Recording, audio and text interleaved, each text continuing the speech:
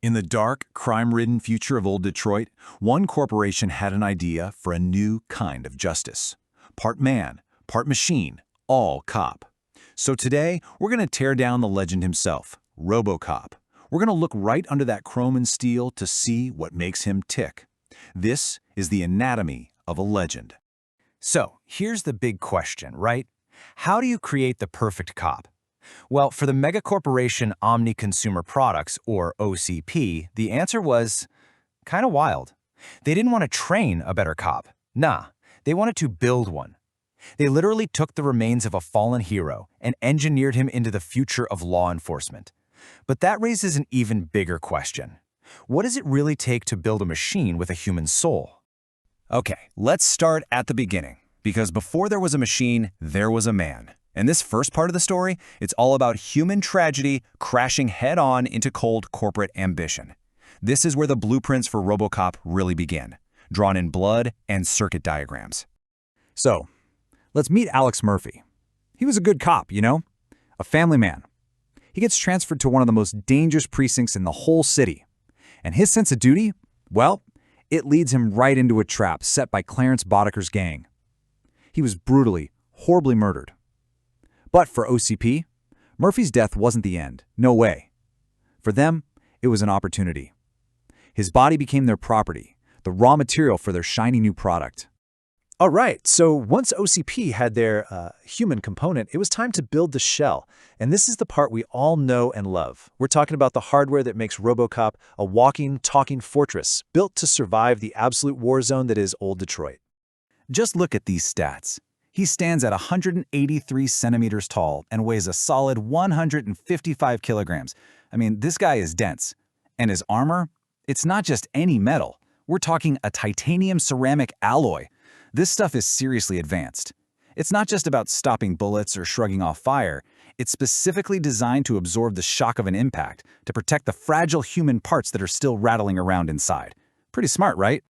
And of course, a super cop needs a super weapon. And let's be honest, there are few weapons in all of fiction as iconic as this one, the Auto 9. This custom machine pistol is, well, it's absolutely legendary. And believe me, this is not your standard police-issue sidearm.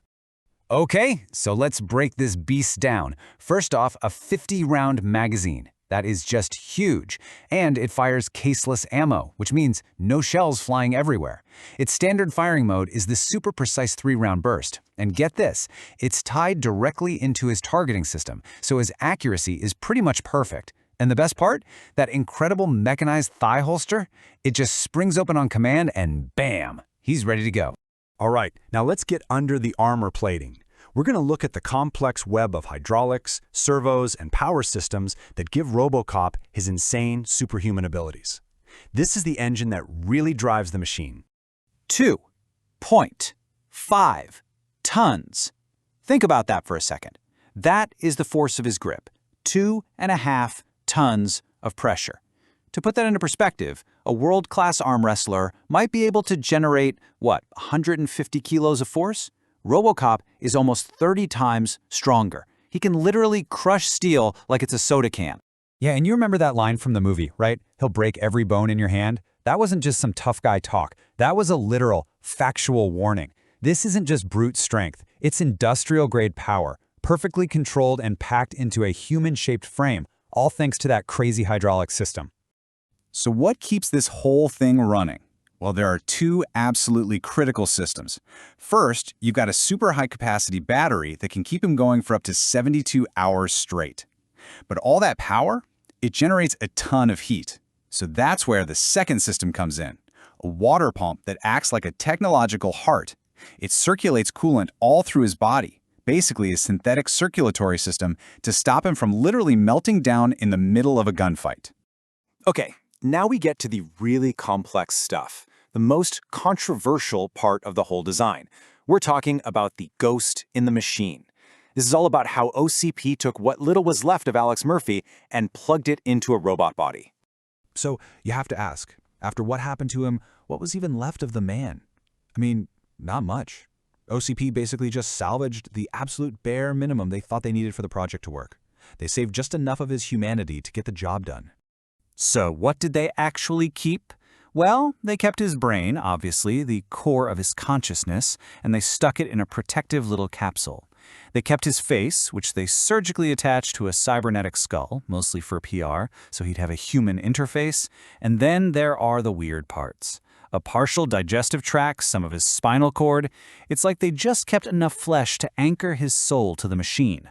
And how do you keep those few organic bits alive? OCP came up with this thing, the biometabolizer.